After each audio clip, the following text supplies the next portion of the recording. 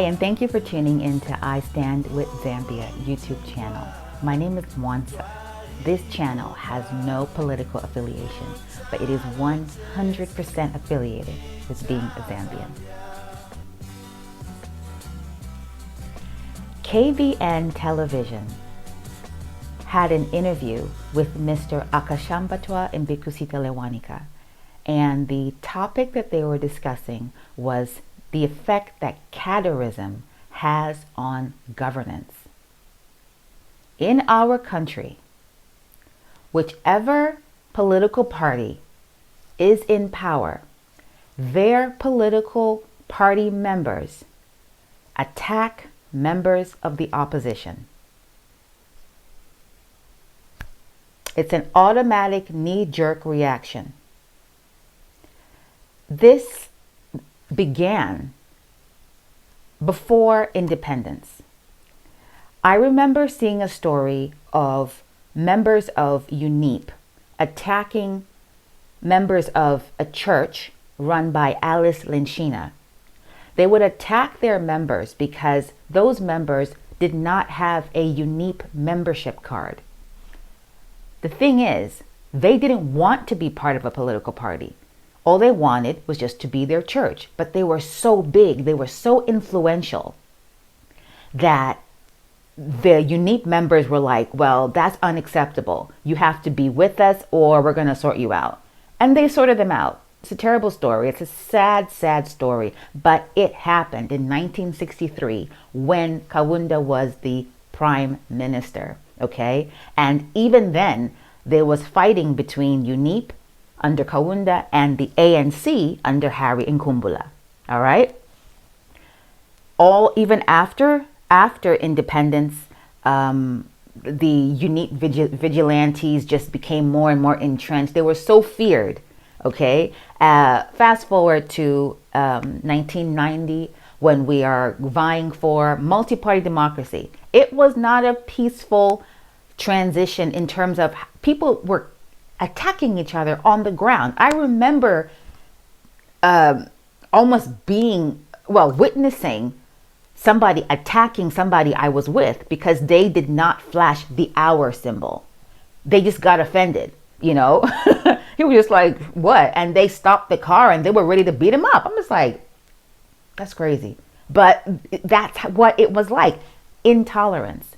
So then we have MMD gets into power, and then now PF are campaigning. So the MMD guys begin to beat up PF party members. Okay, PF come into power, and now they are beating up, abusing, attacking, assaulting UPND members and anybody who doesn't agree with their theology. So this is just a prep for you as you get in to watch this video, because Mr. Mbikusita Lewanika, he gives us so much information, so much theory behind it, the genesis behind all of this. It's a fascinating video. I have edited it just a little bit by adding some clips in between, but if you do want to go and watch the full version, I'm going to put a link to his YouTube channel. God bless you. And Mr. Mbikusita Lewanika, thank you so much. You are such an inspiration and you inspire me to love my country. Bless you, sir. Okay, everybody, enjoy the video. What is important is that in the 1940s, in the case of the South African National Congress, from 1912 up to maybe 1952, it had a tradition of non-violence, of constitutionalism, and passive resistance, and that was the tradition with which the Congress in Northern Rhodesia was born with, and started with. And of course from India, the example of Mahatma Gandhi and Nehru over non-violence and passive resistance and civil disobedience was the sort of political culture they had adopted. So until the 1950s, when Ghana was moving towards independence, because in 1951, for the first time in Ghana, you had an African as head of government business in the Legislative Council of the Gold Coast, and their policies was called positive action, which emphasized strong protests but non-violence. In the case of South Africa, by 1944, they had formed a youth league. In case of Ghana, the minute that the Nkrumah's party actually was a breakaway from an earlier convention party, when it was formed, he formed it on the backs of women, marketeers particularly, and youth, who in the case of Ghana were called veranda boys. I think it's around that time that the role of youth started. In the case of South Africa, the example actually of the Youth League was not like a sideshow of youth under the command of the main body. Rather, it was a pressure group over policies and direction of programs and how to get the achievement of that. So that from 1944, by the late 40s, the early 50s, those who were leaders of the youth leagues actually had become part of the leadership of the main body. So that they were nothing like the so-called cadres that we have today. So that was basically the beginning of the movement. So that when the Congress moved on in the 50s, until it split, its policy was positive action, civil disobedience, and non-violence and constitutionalism. When it split in 1958, this is when it also followed the Nkrumah model of mobilizing the youth, not the youth of the caliber that Congress had in the Youth League, because the caliber of the leadership of the Youth League in South Africa are the Mandelas, they are the Oliver Tambos, they are the Mbatas. In fact, they were graduates, and therefore they could quickly join the mainstream leadership. But after 1958, when the Zambia African National Congress, ZANC, broke away from the main Congress party, it began the culture of mobilizing youth who were not of the caliber of the Youth League in South Africa, who were also basically at the command of the main body leadership, rather than a pressure group in the sense of the league. And also in 1958, there was that split itself introduced inter-party violence. This violence was fed by various factors. One was the rise of intolerance. Two, the rise of populism. Three, the rise of intemperate, hot words, fiery words were admired. Populism was admired. So the leadership tended to be of that character.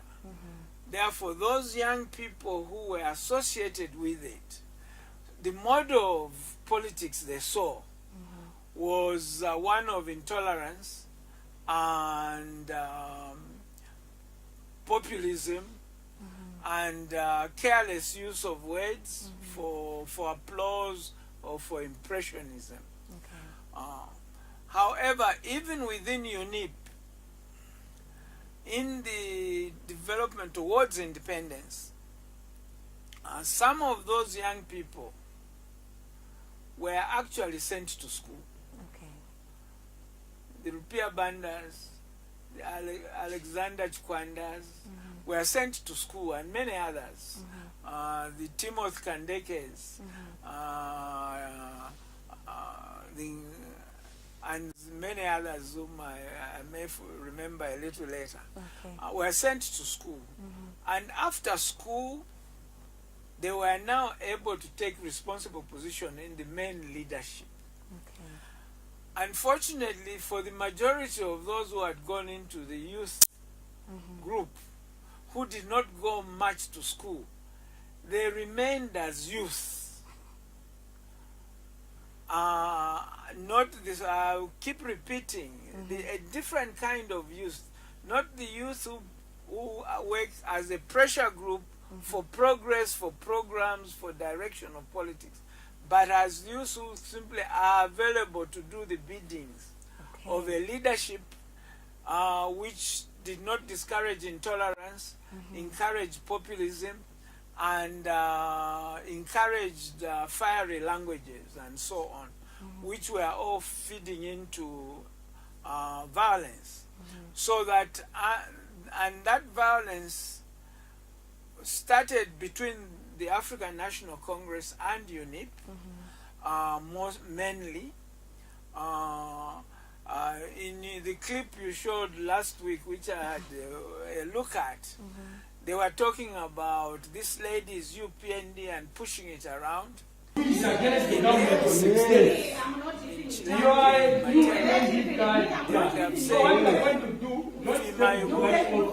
are a Congress member we the youth for this nation had adopted some so that that is where you begin. Unfortunately, the culture of intolerance and populism and harsh language in politics is cancerous. It cannot remain. It may have started in a harmless way, but gradually it develops into more harmful. And she's a UPNG cadre. Full-time cadre. We don't want Madam Angie. We don't want Madam Shell. Madam Shell got come when and we have locked the office because we don't want her. We don't want. And that is really the historical development. You talked about vigilantes. That is a development, unfortunately and shamefully, that the vigilante class was a development long after independence, particularly when the one-party state was imposed. The vigilantes were actually organized young people, or officially young people. I'll explain why I'm saying officially young people. Organized as agents of suppression. I'm saying shameful because this is after independence. Independence was supposed to be about freedom and justice for everybody.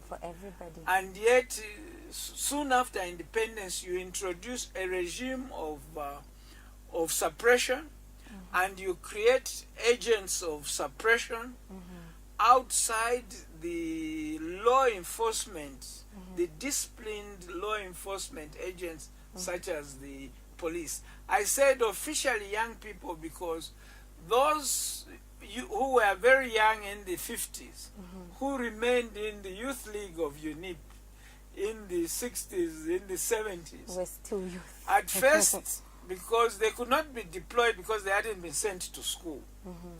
At first, they shifted the age bracket of the youth. It reached the point where it shifted from 25, that the youth were those under 25, then the youth were those under 30, then the youth were those under 35, and then some people reached their 40s in the youth league. Then the policy was that being a youth is a state of mind. It's in the heart. Because now it became a way of life. And those became easy recruiting grounds for vigilantes. because they had no real productive, lawful jobs in the system. So that is really the beginning and the progression towards this violence. I recall in the 1958 or so, 59, I think, 58, 59, when my father was being interviewed in a newspaper, an African newspaper edited by Scottawina. After the interview, because he was being interviewed by people who are much younger than him, and he cautioned them that I would like to caution you that these young people you are teaching to stone people they oppose, how are you going to unteach them after independence? So the problem of violence and thuggery in our politics is actually the illustration of the fact that the leadership of the country, some of whom are responsible for starting to teach them violence against their opponents, have failed to unteach them. And those you teach to do violence against their opponents, maybe at the beginning you are the one pointing out who the opponent is. After a while, they find their own opponents. After a while, they go into another person's hand who finds other opponents. Before you know it, this culture of violence becomes worse and worse as you progress, which is basically what has happened over the years. Over the years. So it means that this is something that is being passed on from generation to generation. Unfortunately, we are seeing it even in our civilized world. What is worse for young people, those who are genuinely young, who are being recruited into these ranks, taught thuggery in politics, is that these people directing them now do not send their children. Very, very, very For powerful instance, point. those thugs you showed on TV, none of them were children of ministers. Maybe the children of ministers are in England, they're in America, and when they come back, they'll get top jobs, and at no time will there be risks. Now, those poor people's children, maybe because now you have exposed it, may be arrested and punished. Yes. But the children of those who are responsible for it are nowhere near them. And the other issue that needs to be addressed is that these are problem activities we are talking about. Are plain criminal activities. So whoever commits them is a criminal. It doesn't matter. In fact, sometimes when people announce that members of such and such a party committed a crime, or members of this gender committed, probably you are doing an injustice. You should just name the person. Because the crime is a personal responsibility. And when you are taken to court, when you are taken to jail, they are not going to take your party. Absolutely not. They are going to take you as an individual. However, although a crime is committed by individuals, I'm sure the law provides that those individuals who commit some of these crimes, while they should be punished, but the law enforcement officers would not have done a thorough job if they don't investigate who sent them. Absolutely. And what sort of environment keeps producing them. So that even those who sent them are equal criminals. And if the law enforcement officers are to do their duty as nationalists, as professionals, they should be blind to what party affiliation these criminals are. It should not even be mentioned, not even in the media. You should mention their names and show their faces so that the individualism of their act should be pronounced. Otherwise, they become heroes, like as if they are fighting in an official army. Wow. And the critical factor is that our elections have become a life and death affair. So that now it's not simply that people are intolerant and so on, but they feel if they lose the election, they lose everything. They feel that if they win the election, they get everything. So that the solution is not just arresting these people, is without examining the political culture and the constitutional regime upon which this culture is based. We have a constitution which, from the very beginning, was characterized by a concentration of power in the presidency, because the constitution of Zambia brings, you could say, the West of American presidentialism and the West of British parliamentarism. Okay. And it creates this conglomeration of power and then personalizes it in the person of the president. Okay. And this, from the very beginning, opened a very easy route towards the ruling party being able to take over the state, as if the state belongs to the ruling party rather than to the people. Okay.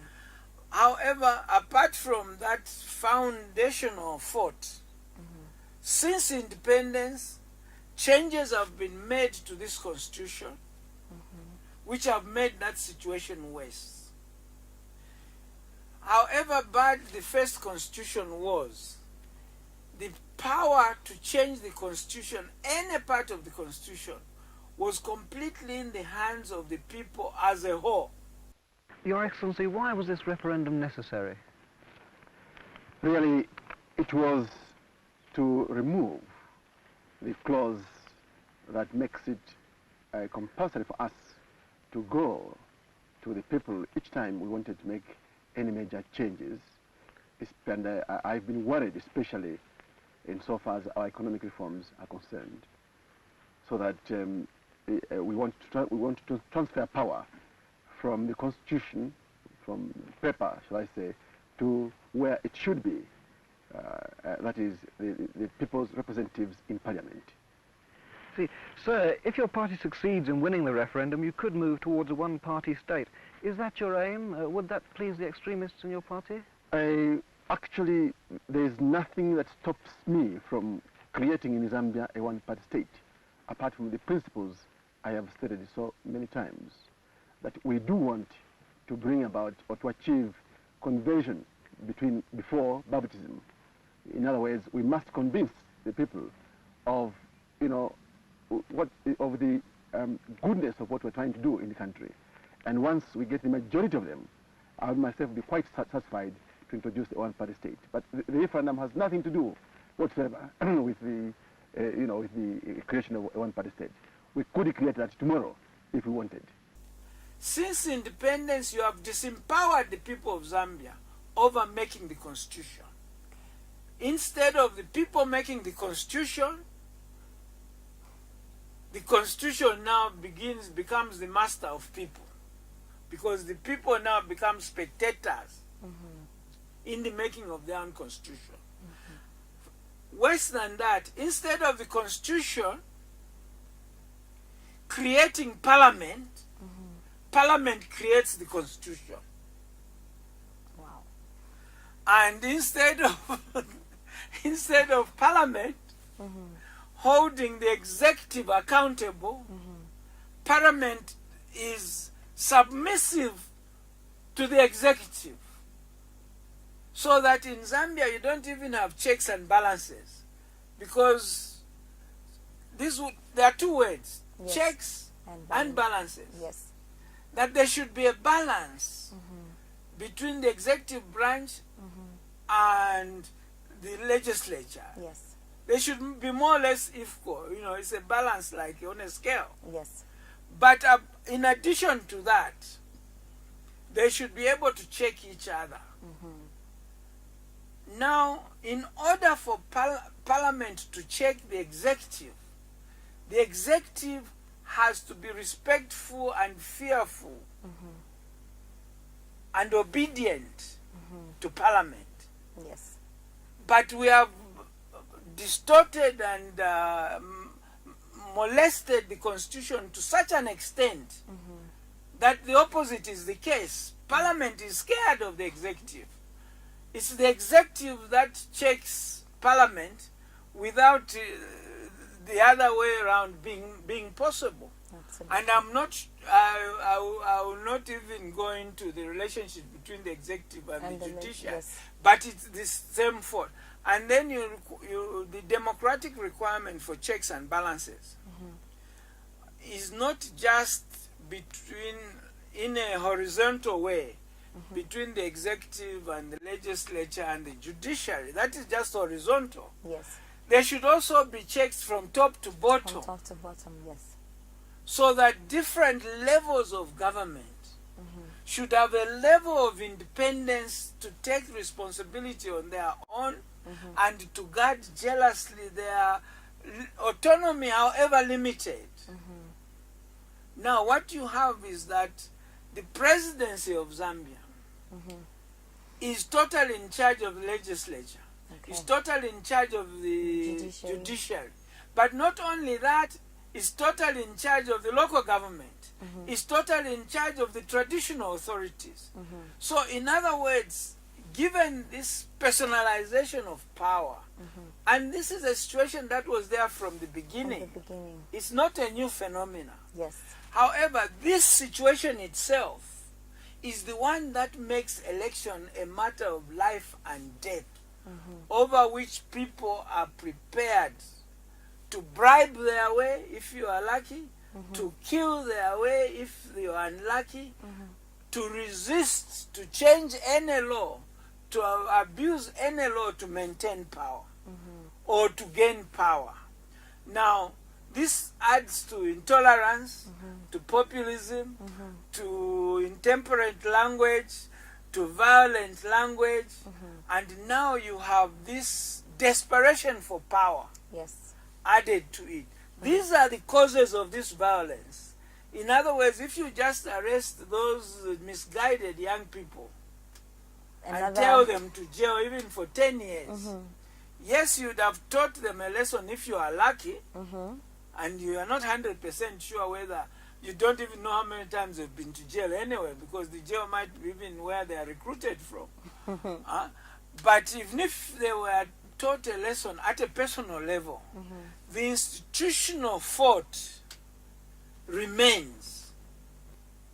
So that we shouldn't just say, oh, punish those young men, punish these cadres, and then be unaware of the fundamental fault line within the constitutional regime and also the political culture. Because apart from this concentration of power that makes election life and death, you still have admiration for violence. As my father said, how are you going to unteach violence once you've taught it? So we have a task to unteach violence. How are you going to say that people who speak calmly and politely are more respectable than those who shout? How are you going to say that those who are tolerant, that being tolerant politically is not a weakness? That equally patriotic people have a right to differ in political opinions. Yes. They have a right to compete in a fair way without the state. I've forgotten that it is easy to see the violence by the cadres, but the real violence is institutional violence. Absolutely. So you have institutional and constitutional violence embedded in this constitution, embedded in our political culture. Yes. So that now, if you are a polite person, it's very difficult to win an election. If you are not prepared to buy your way to be nominated by your party, buy your way to be made a minister, buy your way to be president, you may not even be in the starting line for elections. Wow. So all that is part and parcel of a package that breeds violence.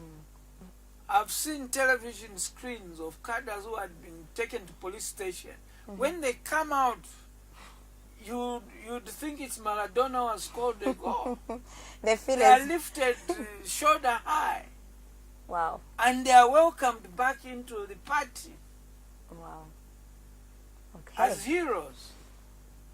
Maybe even in their homes, because they may even become wealthier than when they went to jail. But there should also be checks and balances between various institutions. The Electoral Commission Yes. should be insulated to be able to do its work without fear or favor. The police, and there are so many agencies, the anti-drug whatever institution, and there are many state institutions which by the nature of their jobs, they cannot do it properly if they are all subject to the control of the same all-powerful personalized leadership. Okay. The same all-powerful state of affairs in which the ruling party has basically captured the state. Then nobody can do their professional job. Then in the rest of the civil service, that a civil servant should feel safe as long as they're doing a professional job. Yes. Because they should be well trained, they should get promotions because of their... They should even be clear. NIPA was formed on the basis that as you progress in the civil service, occasionally you are brought to NIPA for a refresher course, which once you pass it, you stand a chance of being promoted to the next layer of progression. Yes. So that should be enough for a civil servant. Yes. And unfortunately, the situation was even better under the parastatals, because sometimes when I was in government, of course, I to replace UNIP for a little while before I resigned. But you see, we thought that there was too much political interference Yes. in the parastatals and in the civil service.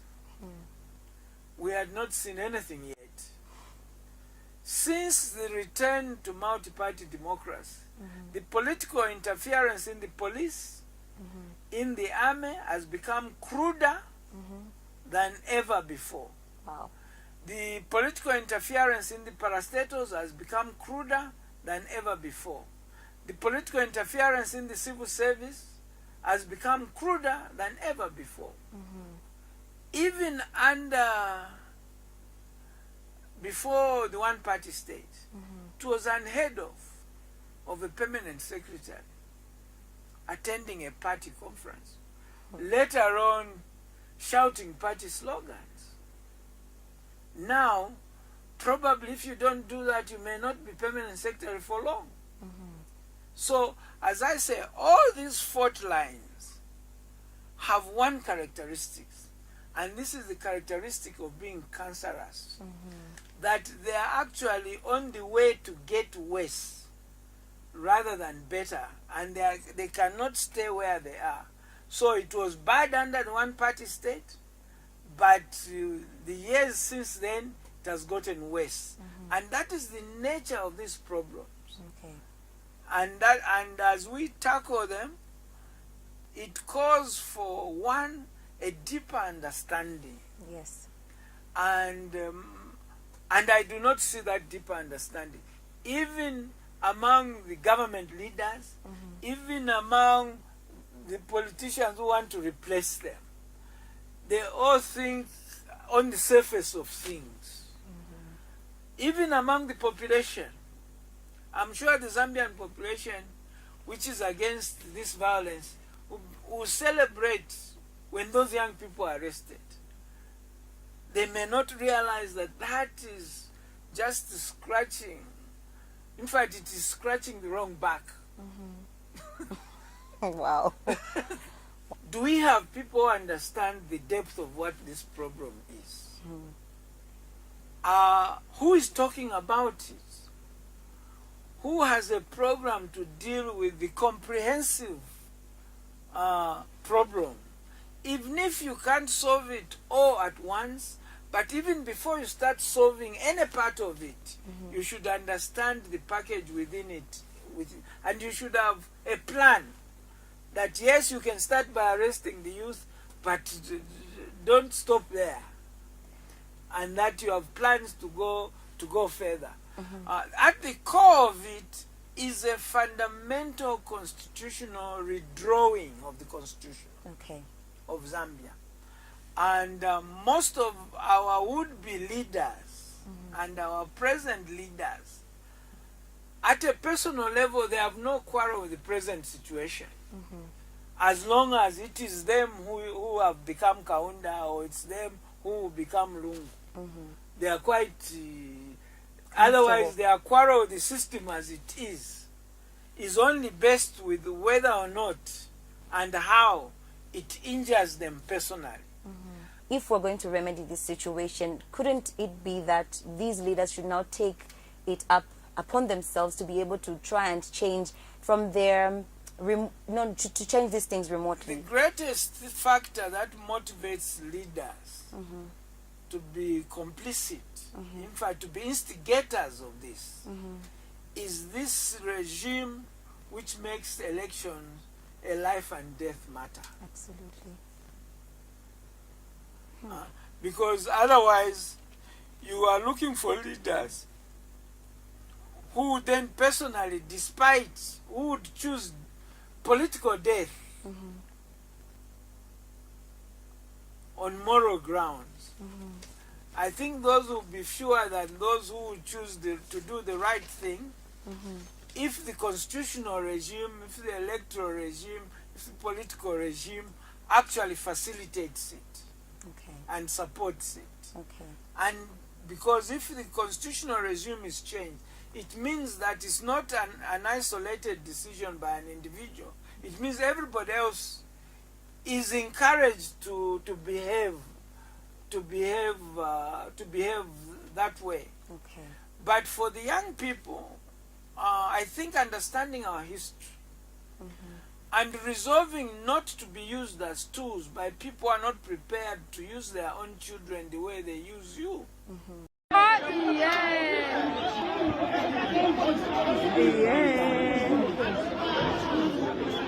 Oh my God. Don't beat him, please. Oh my gosh. Oh no. Happening now in Mofu, guys. Somebody has a taser.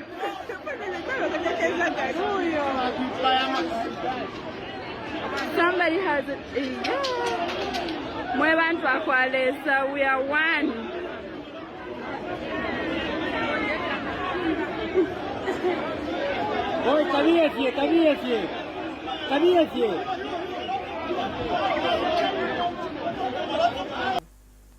You are going nowhere.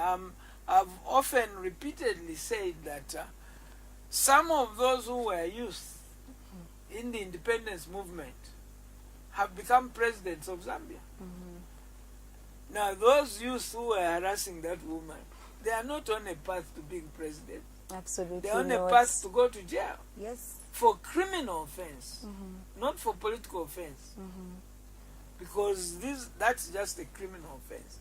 So that even for young people, at whatever age you are, you can resolve that you will not be used as a tool.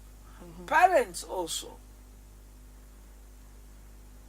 Now, when your children leave home and come home,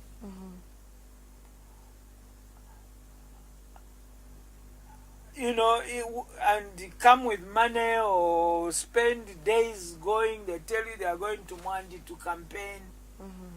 and the way they dress. The other responsibility, which I won't forget, I've just remembered, is very important. The dress code.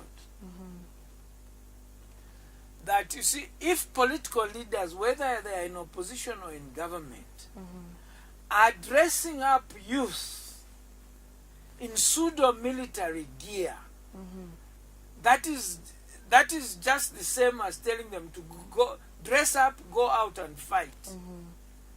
If you are going to dress up as if you are at war, that is also a major problem. Yes. So that is a responsibility of all the political leaders. That please, this is something you can do.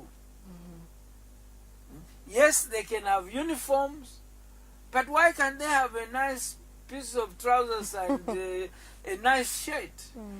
I attended the Botswana Democratic Party convention, and everybody, the youth, first at the airport we were picked by a youth. The youth were sent to do the duty of receiving visitors. And the young man who took us, we discovered that he was using his own car. He actually works for UNDP. So he's employed. Yes. And he's contributing to his party using his own car for that service. He's not a desperado who embarrass you with visitors. And when we went to the conference, the code was that each party has its colors. The Botswana Democratic Party had red, black, and white. So some women had red skirts and a white blouse. Some men had a red jacket and black trousers and a white shirt, and so on, and ties and things like that. So that the way they dress themselves gives respectability, but also it somehow controls behavior. How you dress up. If you are going to dress like you are a rapper from Bronx, and you know the lifestyle of those rappers is going in and out of jail and dying and killing each other, even those loose trousers they wear is because prison requires that you can't wear a belt. Now you are here in Lusaka, a free person. You are trying to dress like prisoners in the United States. And you go to meetings like that. And by the way, I'd said at the beginning that our political development from Congress days was in some ways modeled after the African National Congress. In those days, many of the model lessons they were taking were very positive and progressive. Now, South Africa is producing some model of politics which we should not copy. Absolutely. Honorable Malema, please leave the house. Leave the house. Dictator is a dictator. The only speaker in his own party. A dictator. Leave. Useless. Hamba sticks. Hamba. Honorable Chair, can the bodyguards also follow their master? Take your puppets with you. Take your puppets. With your fools. Bodyguard, follow the master. We don't want our parliament to become like their parliament. No. We don't want our MPs to be dressed like Marem. However you agree with what he's saying, take what he's saying, but don't take his dress code. His dress code, yes. Because that dress code itself induces people to violence. And so those are some of the responsibilities that every one of us has a responsibility and some contribution they can make towards fighting a culture and an institutionalization of violence, constitutionalized violence. That is the package of the problem that we are facing. Okay. Well, that is intense. I really just like how you took us all the way back to history and just bringing us to where we are right now. And in case you're just joining us, this is State of the Nation with me, Rachel Mumba, and in studio today I am joined by Prince Akashambatwa Mbikusita Lewanika, a veteran politician, and our topic of discussion. I don't like being called a veteran politician. One, I think that's another lesson I'll tell young people. Yes. I went into politics. Yes. I did not sit in my home. That And I've run dream. I've run out of things to do. Oh, I can make more money as a no. No. The work I was doing at Indico led me to realize that even the factories we were building, I've given the example of Mansa batteries and the bicycle factory. After commissioning them, then you now examine what is the developmental impact. Yes. Then you find that they are not what we thought they would be. Then after further examination, I actually went to school. I got my third master's degree. Yes. Studying that problem had arrived. And I came back with a book called Milk in the Basket. And then that is what now led to the conclusion that we needed to both liberalize the economy, but more importantly, liberalize the politics. So I went into politics in pursuit of that idea. And this is why I could easily resign when my party was no longer going to where we were going. Okay. Okay? If I had gone there to make a living, I wouldn't resign, because I would have been waiting for the next month the check, and the next month's check, maybe a trip to New York with big allowances, where they pay you hotel allowances even when you go to a place where people have already paid for the hotel, if that was my aim. Yes. So that the young people want to go into politics, it must grow out of what you are doing. It must be part of your life mission.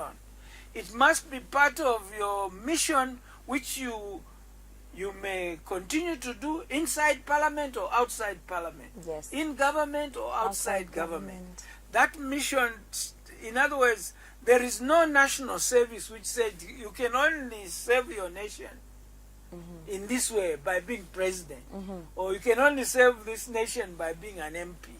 Then you are in politics for the same reasons that are making us reach this problem point where politics and political office, winning a political election, becomes a matter of life and death.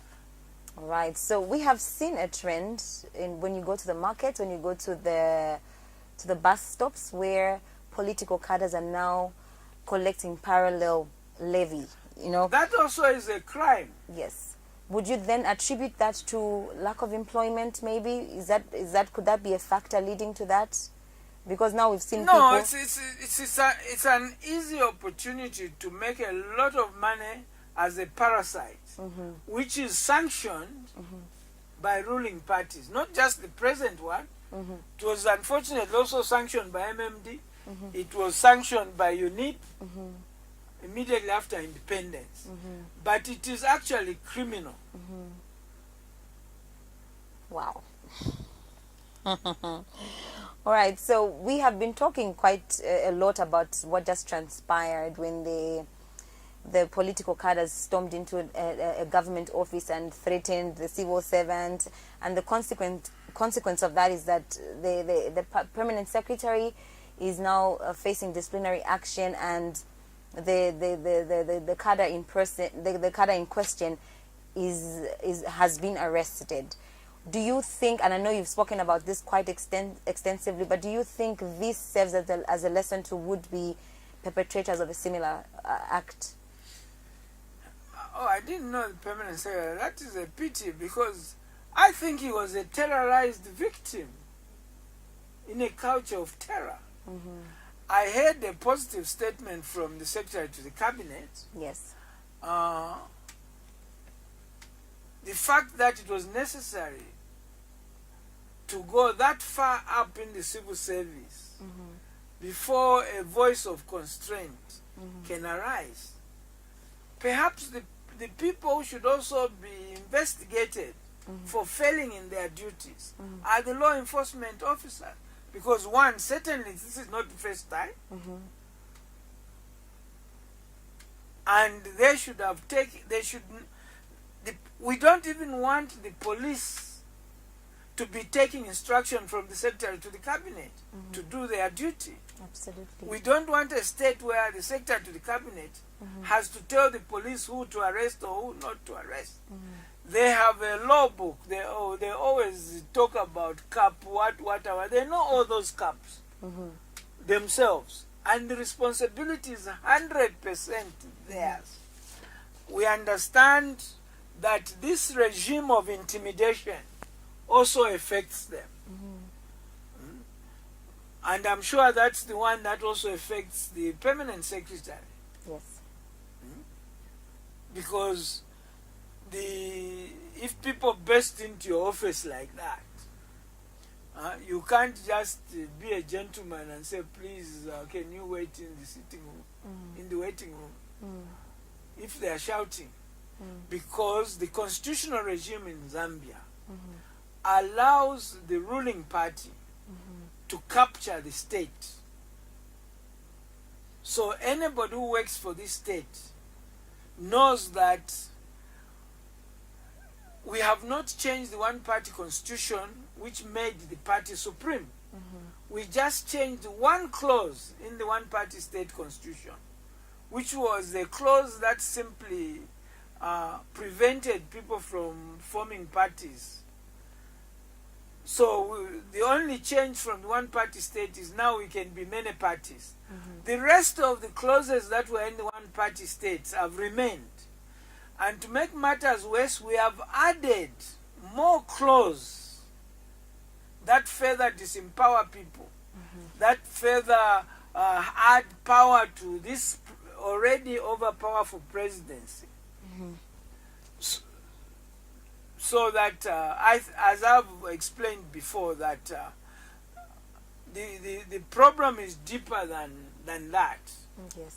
Yeah, that arresting criminals should be done without paying attention to which party they belong to, or who they are, and in a manner that personalizes the crime. Yes. And also a manner that also follows up who has facilitated them to do that, who sent them to do that. Okay. Is it the first time they've done it, or they've done it before and got away with it, and so on. Wow. And is the police independent enough, showing independence in this matter? Okay. Wow. And then we are approaching a very sensitive time.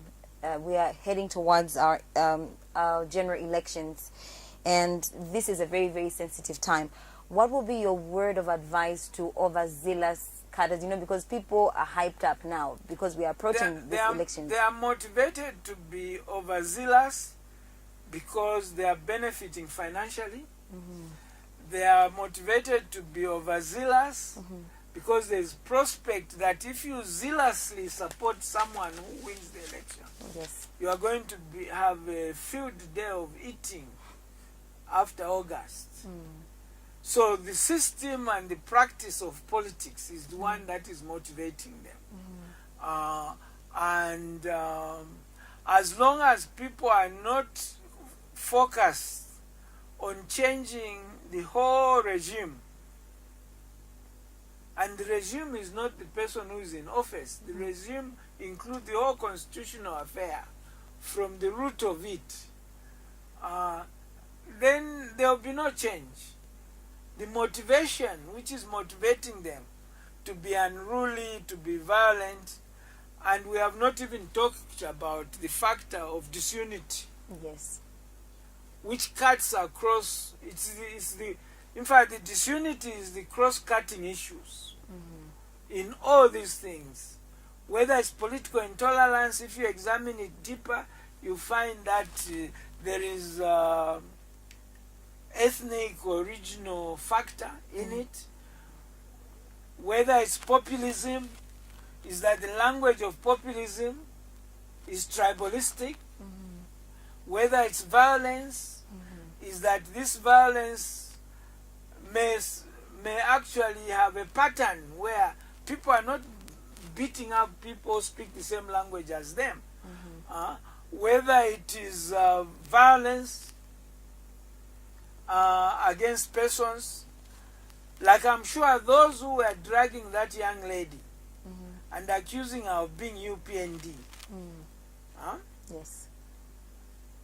Part of the factor is that she doesn't belong to the ethnic group. She belongs to the other. So that all these faults are part of one package. And this package is part of Zambia's constitutional DNA. The very foundation of Zambia has these fault lines. To change it, you can't do it piecemeal. You can do it one by one, but you must understand that the mission is to uproot this regime of the constitution. The regime, the political culture, the leadership culture, and so many we could have talked about the character of leadership, which is encouraged by this regime. This regime does not encourage service leadership, does not encourage servant leadership, does not reward servant leadership. I think it does not even give opportunities to clean leaders. In fact, clean leaders are an endangered species. You may join these guys with a clean intention, but if you overstay, you'll be corrupted. And if you don't get corrupted, they probably get rid of you. Wow. It has really, really been exciting, and also I have taken in quite a lot. I had a whole history lesson on this edition of State of the Nation, and I just want to say thank you. You are lucky. In your new generation, you don't have to take notes. You can Google all the keywords and names I've mentioned. Then you'll be fully educated. Yes, thank you so much. Thank you so much, sir, for just taking your time to be here and, you know, having this very, very important conversation. And I know that it is something that we should be able to talk about from time to time, because we need to change how things have been done. I know you said it won't just be a piecemeal. It's something that has to be done a piece at a time and progressively, but we can only hope and pray that our leaders or the system, because this is a system issue, can be revisited from its base, from the foundation, so that we are able to just correct some of the wrongs that have led to the intolerance and the violence that we have seen in our political sphere. Thank you so much once again. Thank you very much for making an old man relevant, hopefully, and useful to the listeners and the viewers. Thank you so much. Thank you. I'd like to say thank you very much to every one of you that took time to join us today on State of the Nation. We were discussing cadreism and its impact on governance. I was in studio with Prince Akashambatwa Mbikusita Lewanika. We've had such an amazing, amazing time, and I'd like to say thank you once again for those of you that took time to participate, and by way of asking, by way of texting.